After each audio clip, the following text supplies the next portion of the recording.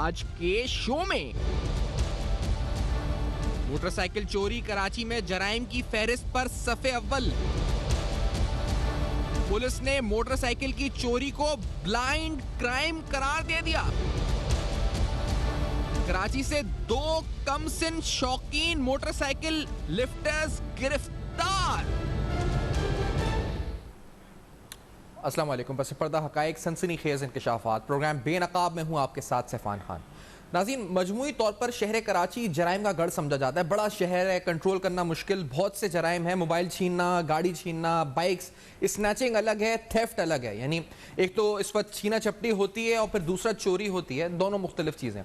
लेकिन इस पूरे सूरत हाल में हमने देखा है कि रिसेंटली शहर कराची में जो एक जुर्म है जो बहुत जल्दी पिछले 1 से 1.5 साल के दौरान, पिछला 1 से 1.5 साल के अरसे के दौरान सफ़े अव्वल पे जो जुर्म आ गया वो बाइक चोरी का है। यानी मोटरसाइकिल जिसको एक आम आदमी की सवारी समझा जाता है, एक कोई भी मुतवस्सित तबके का शख्स या कोई भी एवरेज जो इस शहर में रहता है वो इस वक्त मोटरसाइकिल से सफ़र करता है, वो उसकी सवारी जो है इस वक्त समझी जाती है। इस मोटरसाइकिल की सवारी के हवाले से हमने देखा कि आहिस्ता आहिस्ता ये जुर्म जो है बढ़ता गया इस शहर में। ये इस जुर्म को ब्लाइंड क्राइम भी पुलिस कहती है। क्यों कहती है मैं आपको तफसीलन बताऊंगा, लेकिन हमने जो नंबर्स निकाले उन नंबर्स के मुताबिक हमने ये देखा कि तकरीबन 9000 मोटरसाइकिलें चोरी की गई। ये चोरी का मतलब ये है कि ये सारी मोटरसाइकिल्स कहीं खड़ी थी पार्किंग में, वहां से चोरी कर ली गई, या फिर इस वक्त किसी घर के सामने, किसी दुकान के सामने इनको चोरी कर लिया गया, इनको लिफ्ट कर लिया गया।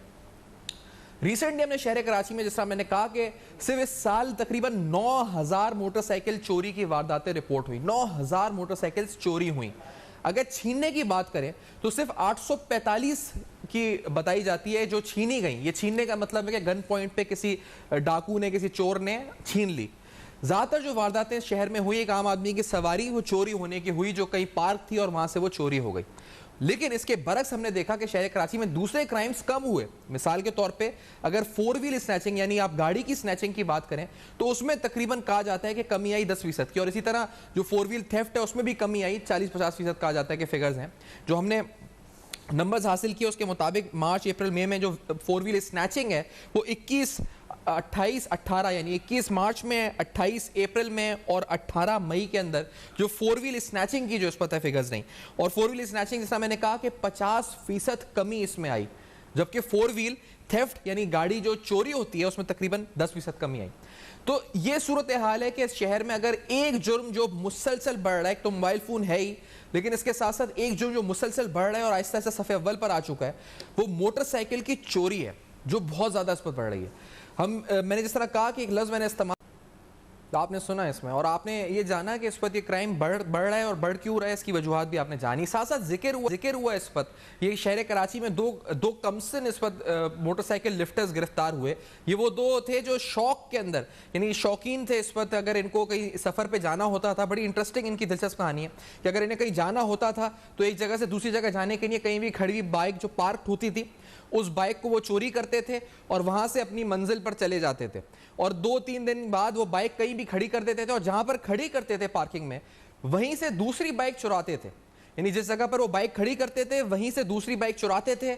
इनकी उम्रें सुनकर तो मैं बिल्कुल हैरान हो गया हूं, क्योंकि इनकी उम्रें 12, 13 और 14 साल बताई जाती हैं। जो ये खुद बताते हैं कि हम 12, एक इनमें जो 12 साल का है, एक बच्चा 13 साल का है, 14 साल का है, एक 7वीं क्लास में है, एक 8वीं क्लास में है।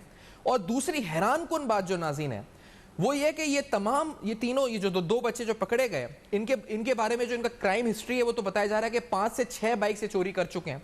इनके पास से तकरीबन 2 बाइक्स रिकवर हुई हैं।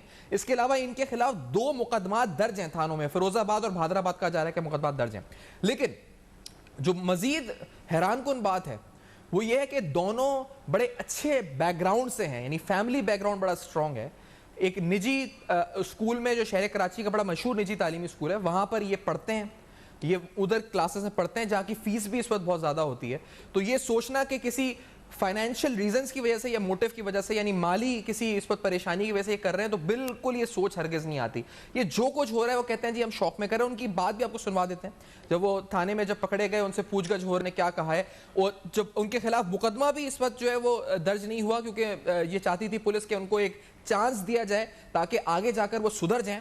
लेकिन उन्होंने और उनके चेहरे भी हमने ब्लर किए हुए हैं ताकि आप देख सकें कि उनका चेहरे भी हमने छुपाए हुए हैं, ताकि आगे उनके मुस्तकबिल के हवाले से उनको एक चांस पुलिस दे रही है तो हम भी दे सकें। लेट्स हियर दिस कि उन्होंने क्या कहा था। ये आपने देखा है इस पर कि कितना दिलचस्प मुनफरद केस है ये, क्योंकि इसमें जो बच्चे हैं वो बड़े कमसन हैं जो बाइक चोरी में मुलविस हैं। उसके साथ साथ जो आप ये अगर इनका जो तालीमी बैकग्राउंड है बड़ा अच्छा है, फाइनेंशियल बैकग्राउंड बड़ा अच्छा है, फैमिली बैकग्राउंड बज़ाहिर बहुत अच्छा है, तो ये क्यों कर रहे थे, ये माइंडसेट भी है बड़ा इंपॉर्टेंट है। इसीलिए यहाँ पर अहम सवाल जो आज हम प्रोग्राम में उठाएंगे वो एक सवाल पुलिस के निज़ाम के हवाले से होगा कि हमने ये जो सुना और जो हमने स्टडी किया तो हमें पता चला कि ये तमाम जो बाइक्स चोरी होती हैं ये उन 25 थानों में जहां बाइक चोरी हो रही है वहां की जिम्मेदारी नहीं, बल्कि ACLC जिसके पास तकरीबन 600 एहलकार की फोर्स है, ये उनकी जिम्मेदारी तस्वुर की जाती है, ये थानों की जिम्मेदारी तस्वुर नहीं की जाती। ऐसा क्यों है, और अगर ऐसा है तो गलत है, और अगर सही है इस पर मजीद बात भी करेंगे। दूसरी बात, अहम तरीन सवाल ये होगा कि जब बाइक चोरी होती है तो बाइक चोरी वक्त इसकी रिपोर्ट फौरी तौर पर, यानी बाइक अगर चोरी हुई है तो लोग CPLC पर या पुलिस पर दर्ज करते हैं या नहीं करते। जो बहुत से लोग जो देख भी रहे होते हैं कि चोरी हो रही है तो नहीं करते। इस रुझान को माशरे में किस तरह बढ़ाया जा सकता है।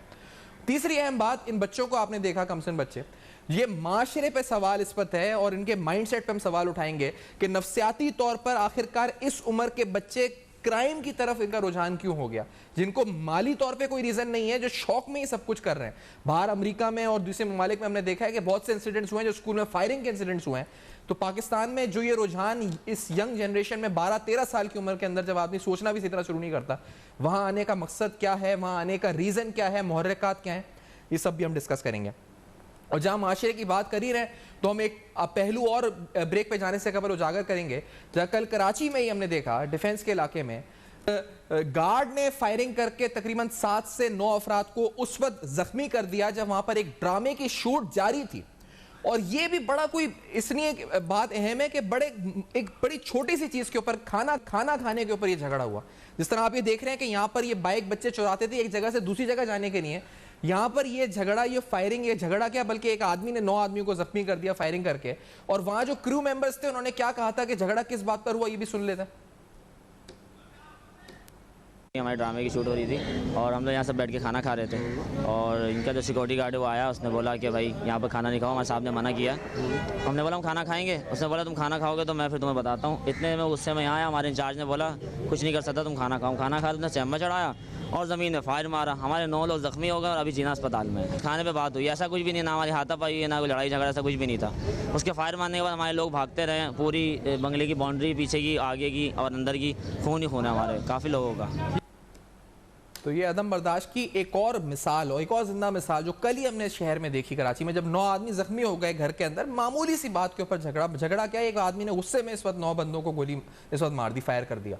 और जिन्ना में वो इस वक्त एडमिट थे, तो उनकी सेहत के लिए मैं दुआ को, लेकिन साथ साथ जो बच्चों ने किया वो भी बड़ा इंपॉर्टेंट सवाल है कि आखिर माशरा किस तरफ जा रहा है, वालिदैन की जिम्मेदारी क्या बनती है, माशरे की जिम्मेदारी क्या बनती है, और फिर पुलिस के इस निज़ाम के हवाले से अहम तरीन और कड़े सवालात उठाएंगे कि आखिरकार स्ट्रीट क्राइम कम करने की बात तो होती है, लेकिन इस दावे पर अमल दरामद के लिए किन इकदाम को फौरी तौर पर करना होगा, फौरी तौर पर जिन पर अमल करना होगा, ये सब कुछ तफसीलन इस ब्रेक के बाद हमारे साथ रहेगा।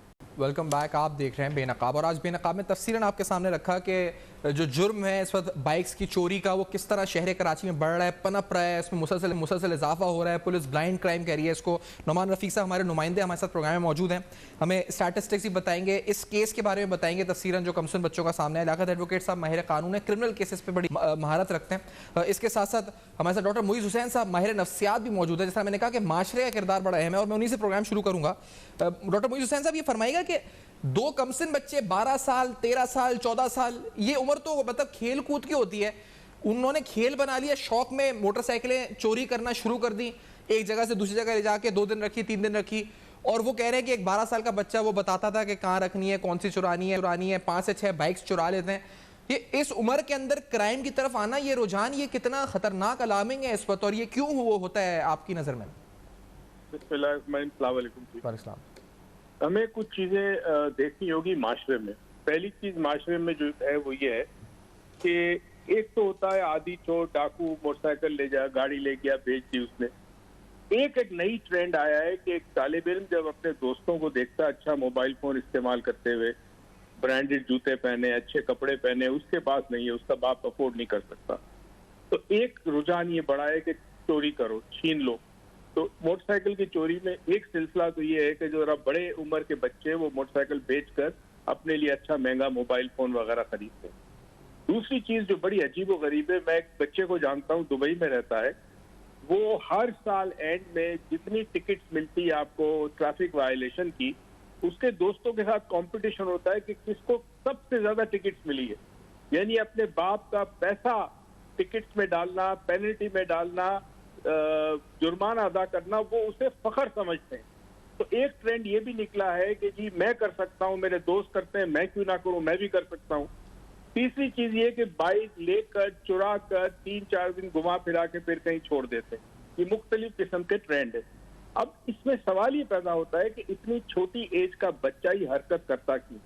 देखिए, माशरे में अगर आप देखें, किसी भी तबकात में देख लें, किसी भी शहर में देख लें, आपको ना कानून मिलेगा, कानून वाले मिलेंगे मगर कानून नहीं मिलेगा। Exactly. अदालत है, जजेस हैं, लॉयर्स हैं, मुई साहब मगर इंसाफ नहीं। मुई साहब ये बताएगा जब एक कि बच्चा- आप एक बात मुझे बताएगा मुई साहब कि ये जो वालदैन है, क्योंकि शॉर्टली आपको भी शायद जाने आगे, मुझे बताइए कि वालदैन की जिम्मेदारी यहाँ पे क्या बनती है जब उनके बच्चे स्कूल में पढ़ रहे हैं, उन्होंने आला तालीम याफ्ता बड़े बेहतरीन स्कूल में डलवा दिया, निजी स्कूल में, उनको फीसेस भी दे रहे हैं बच्चों की, यहाँ से अब और क्या किरदार अदा करें? वालदैन के लिए क्या जिम्मेदारी बनती है? वालिदैन तो वो किरदार अदा ही नहीं कर रहे जो आज से 20-25 साल पहले के वालिदैन करते थे। वालिदैन जो है वो अपनी जिंदगी में मशगूल है। मिसाल के तौर पर खातून जो है वो ड्रामे, टीवी में जो आपके ड्रामे आते हैं उसको देखकर उसे लगता है कि मेरी जिंदगी के जो मसले हैं वो औरों के भी है।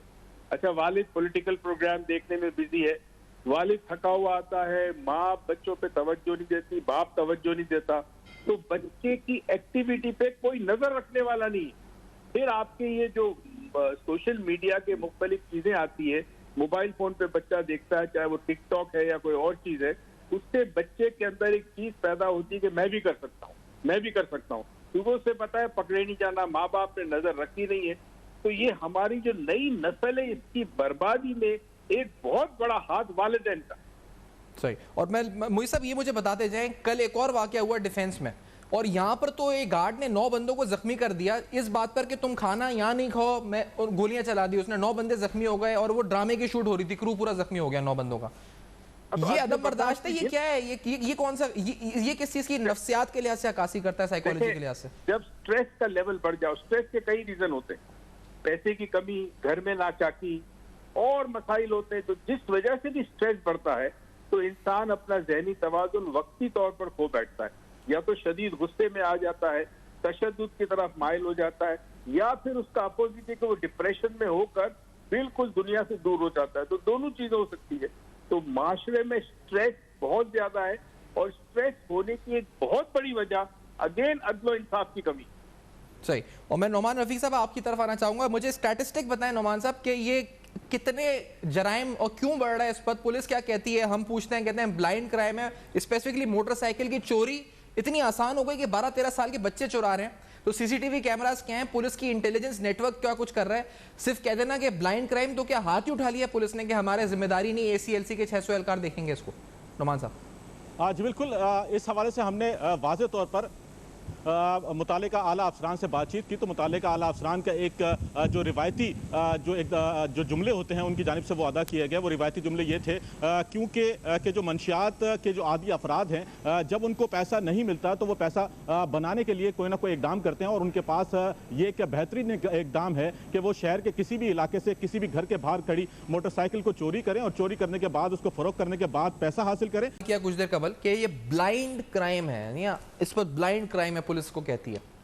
पुलिस ये तो हमें बताती है जब हम मुख्तलिफ सोर्सेज से बात करते हैं कि इस वक्त एंटी व्हीकल लिफ्टिंग सेल जो AVLC है उसकी ड्यूटी है कि ये तमाम गाड़ी या बाइक्स की चोरी या छीना झपटी को वो देखती है, लेकिन साथ साथ ये कहती है कि ब्लाइंड क्राइम है। हमें ये बताती है पुलिस के तकरीबन 80% तक लोग जो कि मोटरसाइकिल की चोरी में मुलव्विस हैं, 80% तक जो फैक्ट्स हैं वो या तो इस वक्त मंशियात के कारोबार से मुलव्विस होते हैं, यानी ड्रग्स यूज करते हैं या कारोबार करते हैं उसका, और 80% तक ये तादाद होती है। और दूसरी वजह जो पुलिस बताती है वो हमने जो सुना, वो ये जो बात भी हुई हमारी आज प्रोग्राम से पहले, तो उन्होंने कहा कि जो बाइक्स होती हैं, मोटरसाइकिल्स होती हैं, इनका जो लॉकिंग सिस्टम होता है, यानी इनको जो बंद करने का सिस्टम होता है, वो इंतहाई वीक होता है। वो मैकेनिज्म, एंटी जो लॉकिंग मैकेनिज्म है वो वीक होता है, और किसी भी चोर के लिए बड़ा आसान होता है कि खड़ी हुई बाइक को स्टार्ट करके वहां से ले जाए, जिस वजह से बाइक की चोरी ज्यादा बढ़ गई है और ज्यादा हो रही है। मैं आपको सुनवा भी देता हूँ एक शॉट हमने जो हासिल किया है इस वक्त के जो एंटी कार लिफ्टिंग सेल है स्पीकर के, वो क्या कहते हैं इस बारे में कि वो किस तरह से ये होती है और क्या वजूहात हैं इसकी। Let's say this. और पैसा हासिल करने के बाद मंशियात खरीदें। तो इस हवाले से हमारी एक तफसीली उनसे बात हुई। मैंने उनका ये कहना था कि ये तमाम तर जराइम जो है वो मंशियात के हुसूल के लिए किए जा रहे हैं, लेकिन जिस तरीके से फिरोजाबाद थाने की हदूद के अंदर जो वारदात हुई है उससे तो वाज़ेह हो जाता है कि जो सूरत हाल इस शहर के अंदर जारी है वो ये है कि इस शहर के अंदर पुलिसिंग जो है वो मुकम्मल तौर पर ख़त्म हो चुकी है और हर जराइम पेशा शख्स और एक आम शहरी भी ये तसव्वुर करने पर ये तसव्वुर कर रहा है कि इस शहर के अंदर वो कोई भी जुर्म करे तो उसकी पकड़ नहीं होगी। ये सिर्फ और सिर्फ पुलिसिंग का ना होना है। यहाँ पर इससे कबल भी हम अपने नाज़रीन को ये तमाम तर मालूमात फराम कर चुके हैं कि इस शहर के अंदर पुलिसिंग क्यों नहीं है। अगर हम इसी फिरोजाबाद वाले केस की बात करते हैं तो फिरोजाबाद वाले केस के अंदर बच्चों को आपने जिस तरीके से बताया कि सिर्फ खेल ही खेल के लिए वो मोटरसाइकिल चोरी करते थे, लेकिन यहाँ पर सोचने वाली बात यह है कि मोटरसाइकिल चोरी करने का आइडिया उनको आया कहां से, उन्होंने ये मोटरसाइकिल चोरी करने का तरीका सीखा कहां से। तो इस हवाले से भी हमारी आला अफसर से जो पुलिस के एक आला अफसर है उनसे बातचीत हुई तो उनकी जानिब से कहा गया कि दुनिया भर के अंदर किसी भी जुर्म की सीसीटीवी फुटेज जो है ना तो वो सोशल मीडिया पर आती है और ना ही मीडिया पर आती है, लेकिन बदकिस्मती से पाकिस्तान के अंदर हर जुर्म की हर वारदात की जो सीसीटीवी फुटेज है वो सोशल मीडिया पे भी मिलती है और उनको दीगर मीडिया के ऊपर भी मिल जाती है, जिसके अंदर वाज़ेह तौर पर वारदात को होते हुए दिखाया जाता है। सोशल मीडिया हर बच्चे के हाथ के अंदर मौजूद है और सोशल मीडिया का वो बाकायदा इस्तेमाल कर रहा है और सोशल मीडिया के अंदर जब ये वारदातें देखता है कि इतनी आसानी से ये वारदात हो सकती है तो वो उस पर अमल दरामद करता है। तो इसके ऊपर ये बुनियादी वजह बताई जा रही है कि अगर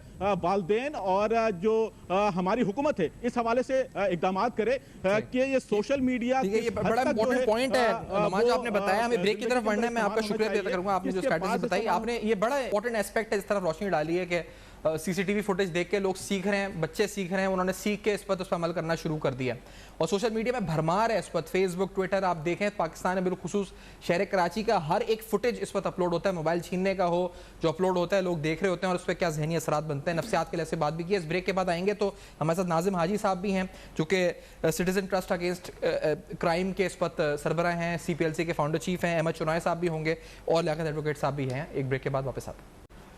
वेलकम बैक। आप देख रहे हैं बेनकाब और आज बेनकाब में तफसीलन जो मोटरसाइकिलों की चोरी है इस हवाले से हम प्रोग्राम कर रहे हैं। आपके सामने स्टैटिस्टिक्स रखे हैं। 2 कमसिन जो बच्चे गिरफ्तार हुए फिरोजाबाद थाने में, उनका बयान आपने सुना, वो जो नफ्सियाती मामलात हैं वो तमाम पहलू हमने बात की है। अहमद चुनाई साहब को खुशामदीद कहते हैं, CPLC के फॉर्मर चीफ हैं।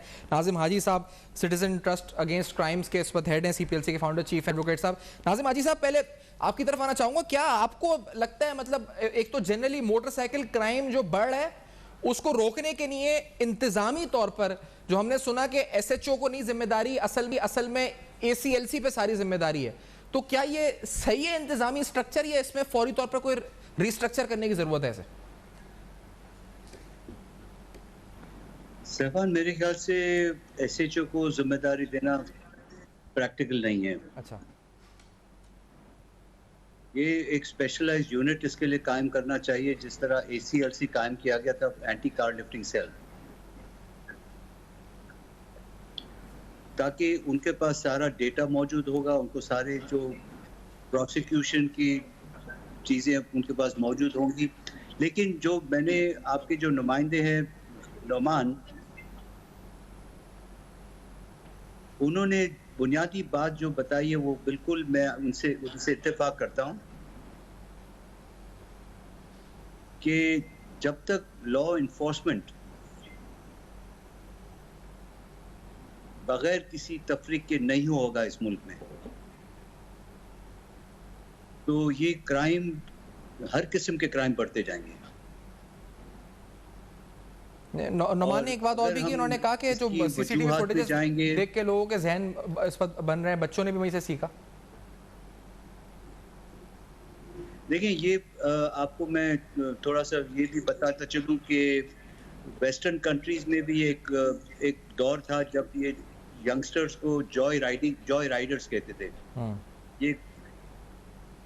ये गाड़ियां चोरी करके 1-2 दिन गाड़ियां घुमाते थे, फिर अबैंडन करके छोड़ देते थे। तो ये कोई नई चीज नहीं है दुनिया में जो कराची में हो रही है। सही। और नाज़िम साहब, ये जो आप कह रहे हैं ना कि ऐसे हमारे को शहर में और हमारे तो एक सेल को होने से, अभी मैंने पूछा है अफरादी कुव्वत जो इस वक्त है ACLC या AVLC जो भी है इस वक्त, तो उसकी 600 है। इतना बड़ा शहर है, इतनी बड़ी आबादी है, ये 600 एहलकार कैसे रोक सकते हैं इस क्राइम को कि गाड़ी छीनने, और वो गाड़ी भी देखें, बाइक्स भी देखें, कैसे मुमकिन है ये? देखिए, मैं आपको एक और बात बताऊंगा कि जो आपको हैरत होगी कि जितने कार स्नैचर्स होते हैं या इस किस्म के क्राइम होते हैं, वो 40 मरतबा पकड़े भी जाते हैं और छूट भी जाते हैं। तो हमारी एक मसला है हमारी जुडिशल सिस्टम का भी और कन्विक्शन का। तो इस पे हमने पहले भी काफी काम किया। ये जो बेल आसानी से मिल जाती है और जाली डॉक्यूमेंट्स पे बेल मिल जाती है, तो ये बार बार उनके लिए तो कोई मसला ही नहीं, पकड़े जाएंगे within 2 days they are out of the jail. नहीं, अगर पकड़े भी जाएं तो, लेकिन पहले तो पकड़ना जो मुमकिन है नहीं। अहमद चुनैनी साहब, आपकी राय में कि पकड़ना मुमकिन है? ACLC अगर देखें, या आप समझते हैं स्ट्रक्चर में चेंज होना चाहिए कुछ? बिस्मिल्लाहिर्रहमानिर्रहीम। देखिए, मैंने हमेशा इस बात को एडवोकेट किया है कि ये स्ट्रक्चर जो है वो सालों साल से हम चला रहे हैं। अगर इस स्ट्रक्चर को जो है वो कामयाब होना होता तो अब तक शायद हो चुका होता।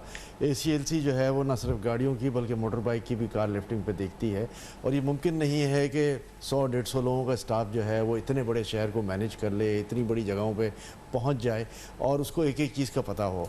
देखिए, इलाके का थाना जो है ना वो ज़िम्मेदार होना चाहिए। अगर जब तक थाना ज़िम्मेदार नहीं है और हम इसकी रिस्पॉन्सिबिलिटी किसी और जगह शिफ्ट करते हैं तो SHO बड़ी आसानी से ये कह के निकल जाता है कि ये मेरा डोमेन नहीं है। उसका डोमेन है उस इलाके के एक, चाहे वो अगवा बराए तवान हो, चाहे वो स्ट्रीट क्राइम हो, चाहे वो कार लिफ्टिंग हो, वो डोमेन उसी का है, होना ये चाहिए। मैं ये समझता हूँ कि ये सारा स्ट्रक्चर जो ACLC का बना हुआ है ये मुख्तलिफ थानों में बांट दिया जाए। वो कराची के 112 थाने हैं और इसके बाद जो है वो वहाँ से रिजल्ट दिए जाएँ under the banner of SHO। अगर हम ये इसकी वजाहत और कर दे तो आप ये कह रहे हैं कि SHO जिम्मेदार होना चाहिए। अगर कोई भी उस इलाके में बाइक चोरी होती है, छिनती है, गाड़ी चोरी होती है, तो वो जिम्मेदार हो उस बात का? जी देखिए, बिल्कुल वही जिम्मेदार हो। अगर वो जिम्मेदार नहीं होगा तो मैं समझता हूँ कि फिर उसकी शैटर्ड रिस्पॉन्सिबिलिटी होगी। उसकी एक रिस्पॉन्सिबिलिटी होगी और उसको पता होगा कि जी फला फला क्राइम हो रहा है और मैं उस क्राइम को देख रहा हूँ। देखिए, थाने का जो नेटवर्क होता है उसको अच्छी तरह पता होता है कि उनके इलाके में क्रिमिनल्स कहाँ रहते हैं, कहाँ क्राइम होता है और कहाँ से क्रिमिनल्स आके वहाँ क्राइम करके जाते हैं, और ये मालूमात थाने की हद तक सब जगह पर होती है। ज़ाहिर है थाने के पास अपनी नफरी होती है, थाने के पास अपने रिसोर्सेज होते हैं जिसकी बिना पर वो मुजरिमान तक पहुंचते मतलब हैं। अगर आज जिम्मेदारी डाल दें और SHO को ये कह दें कि जी ये मोटर बाइक, ठीक है। और नाज़िम अजीज साहब, आपको क्यों लगता है, क्योंकि जो ये बात लॉजिकल लग रही है कि इंटेलिजेंस उनकी स्ट्रांग है, उनको पता है थाने में कि कौन से इलाके में जो ड्रग पेडलर्स हैं, कौन से इलाके में मंशियात का काम हो रहा है, कौन हो सकता है चोरी में मुलविस, तो SHO should be responsible rather than कि एक पूरी अलग फोर्स हो जो इस वक्त ये काम करे, पूरे शहर को संभाले। नाज़िम अजीज साहब, आपने क्योंकि आर्गुमेंट दिया था, तो योर काउंटर ऑन दिस? मैं अहमद चुनैनी की ओपिनियन को रिस्पेक्ट करता हूं, लेकिन I don't agree with him. ये SHO को जिम्मेदारी दे देना, देखिए हर किस्म के स्पेशलाइज क्राइम की स्पेशलाइज यूनिट्स होते हैं। इन्होंने किडनैपिंग फॉर रैंसम की बात की और दूसरे जराइम की बात करते हैं, ड्रग्स की बात करते हैं। ये देखिए ये स्पेशलाइज गैंग्स होती है, ये इंटर थाना, इंटर डिस्ट्रिक्ट सब कुछ इन्वॉल्व होता है इसमें। तो how can you expect in SHO जो वैसे ही ओवरबर्डन्ड है to look after his area? तो ये मेरे ख्याल से नामुमकिन है। एकेडमिकली स्पीकिंग यस, उसके जुरिसडिक्शन में क्राइम हुआ, ही इज रिस्पांसिबल, लेकिन आप कहते हैं स्पेशलाइज्ड यूनिट। अच्छा, और इस बहस से थोड़ा आगे बढ़ते हुए आपने एक और नुक्ता कहा था कि वो जो बेल हो जाती है, तो लियाकत एडवोकेट साहब, हमने देखा, आप सेशन कोर्ट में रोज देखते होंगे, बेल के लिए मुल्जिमान आए होते हैं, गिरफ्तार होते हैं, आधी मुजरिम बन जाते हैं, बार बार बेल हो जाती है, जाली डॉक्यूमेंट से बेल हो जाती है, जो भी नाज़िम हाजी साहब कह रहे थे, ये सब कैसे रुकेगा लियाकत साहब? बिस्मिल्लाहिर्रहमानिर्रहीम। मेरे दोनों काबिल मुअज़्ज़ज़ मेहमानों ने कहा कि SHO की रिस्पॉन्सिबिलिटी नहीं है। मैं थोड़ा सा इनको क्लियर कर दूँ। बिल्कुल अहमद चुनैनी साहब ने दुरुस्त कहा कि ये जहाँ पर भी SHO जो थाने जो बनाए गए हैं, थानों की एक अपनी हदूद है। उनकी ये जिम्मेदारी बनती है कि वो अपने इलाके के अंदर जितने भी जराइम होते हैं या क्राइम होते हैं उसको जो है रोकने की कोशिश करें। पुलिस के पास इन्फार्मर होते हैं, उनके पास इंटेलिजेंस होती है, चाहे गाड़ियाँ चोरी करने का मसला हो या दीगर जराइम हो, चाहे मनशात फ़रोख्त हो रही हो, तो ये इलाका SHO की जिम्मेदारी बनती है कि वो जो है इन तमाम जराइम को रोकने की कोशिश करे। अभी मैं ये देख एकेडमिकली तो वो भी कह रहे हैं कानूनी तौर पे बनती है जिम्मेदारी, मैं थोड़ा सा आपको स्पेशलाइज्ड फोर्स हो तो बेहतर मैं आपको क्लियर करके देता हूँ ना, मैं इसकी पूरी आपको देखें हम तो कैसे चलाते हैं, मुल्जमान कैसे छूटते हैं, लेकुनाज कैसे जो है ना केसेस के अंदर आते हैं, मैं बता रहा हूँ आपको।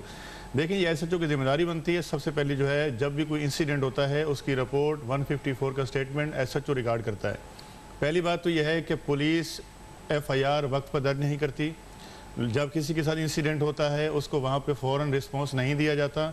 अगर वो थाने में रिपोर्ट करने जाता है तो उसको कहते हैं कि आप 24 घंटे तक इंतज़ार करें, उसके बाद हो सकता है आपकी गाड़ी मिल जाए, नहीं तो आपको फौरी तौर पे इमीडिएटली FIR काटनी है, आपको ACLC के हवाले करनी है।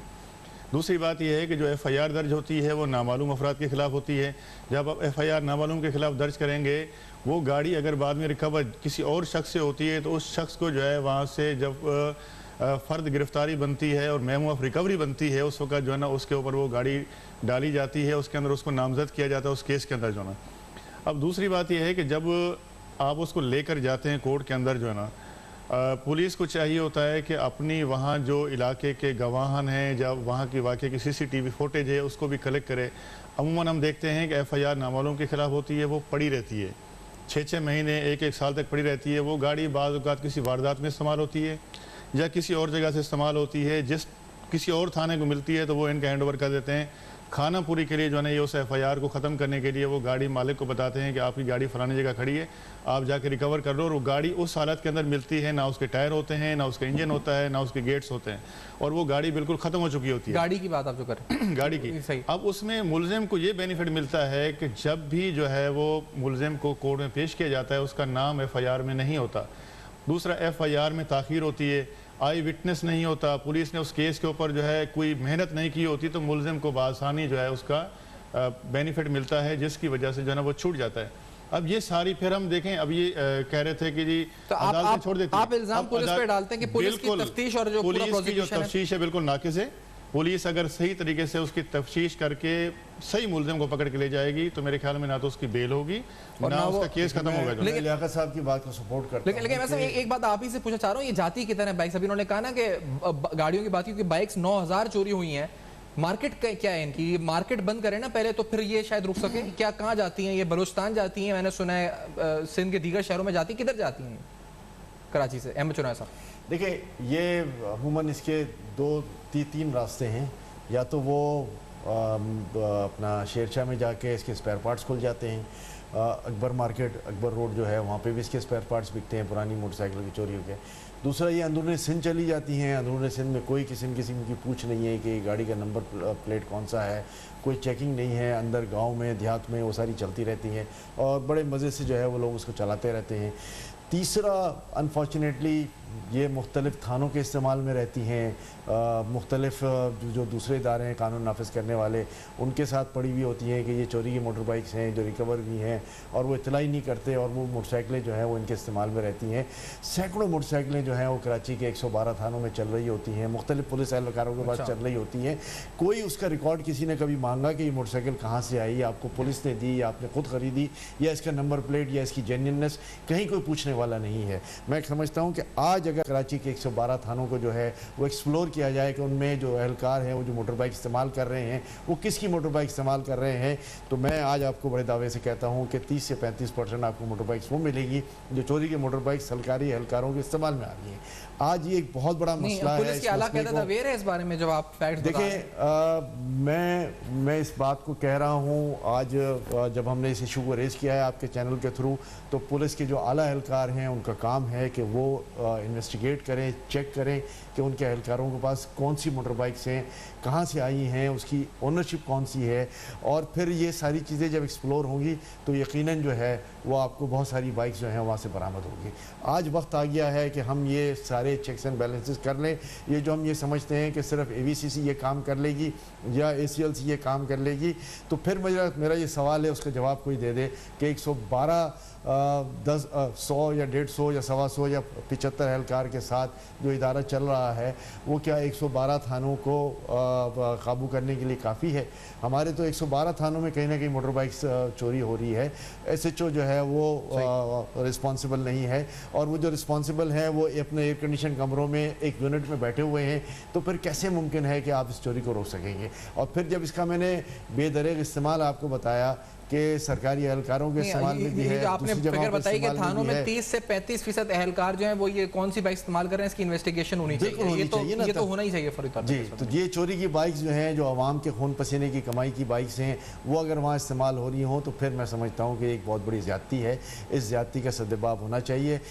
बहुत सारी दफ़ा नाज़िम साहब, आपके इससे पहले कि ब्रेक हमें कहा जाए तो ये मुझे बताएं कि कल एक और वाकया भी हुआ इधर ही शहर कराची में, डिफेंस के इलाके में 9 बंदे जख्मी कर दिए एक गार्ड ने फायरिंग करके। ये जो कल्चर है और ये जो इसकी रोकथाम या रेगुलेशन जो है वो किस तरह मुमकिन है? इस पर बड़ी बात हुई है कि ट्रेनिंग हो, ये सब कुछ हो गार्ड्स की। इस पर क्या आपने कोई काम किया और आपकी क्या स्टडी है इस पर? नाज़िम हाजी साहब, वेलकम बैक। आप देख रहे हैं बेनकाब, और आज बेनकाब में तफसीलन आपके सामने हमने बताया किस तरीके से मोटरसाइकिलें चोरी हो रही हैं इस शहर में। जो फिगर्स हैं वो फैक्ट्स एंड फिगर्स क्या कह रहे हैं, मुख्तलिफ इदारों के क्या मौक़िफ़ है, जो हमने बात की मुख्तलिफ इदारों से जो इन मामलात को देखते हैं उन्होंने हमें क्या बताया और उनके नज़दीक इसकी सब में बड़ी वजह क्या है। फिर उसके बाद आज प्रोग्राम में हमने ये सब डिस्कस किया कि इस स्ट्रक्चर को बिलखुसूस जो ACLC और इसके साथ जो इदारा जो ये बेसिकली जिसका काम है कि एंटी कार लिफ्टिंग सेल जो ये सब रोके, क्या ये सिर्फ उसकी जिम्मेदारी बनती है या ये इलाके जो थाना है उसके SHO की भी जिम्मेदारी बनती है? बड़ा इंपॉर्टेंट सवाल है नाज़रीन ये जो हमने उठाया। फिर साथ साथ जो नफ्सियाती पहलू से हमने उजागर किया इस वाक़े को, जो 2 कमसुन बच्चों के साथ जो हमने देखा जो कल गिरफ्तार हुए, मोटरसाइकिल की चोरियों मुलव्वस थे, आला तालीम याफ्ता, आला अच्छे बैकग्राउंड्स के थे, लेकिन जिस तरह अभी नाज़िम हाजी साहब कह रहे थे जॉय राइड यानी शौक में वो ये सब कर रहे थे, और ये पूरी दुनिया में भी ऐसा होता है और यहाँ पे हमें नजर आया जो कल हमने देखा इस वाक़े में। आप अपना फीडबैक दे सकते हैं हमारे फेसबुक, ईमेल्स, ट्विटर पर। अपना बहुत ख्याल रखिएगा, देखते रहिएगा अब तक।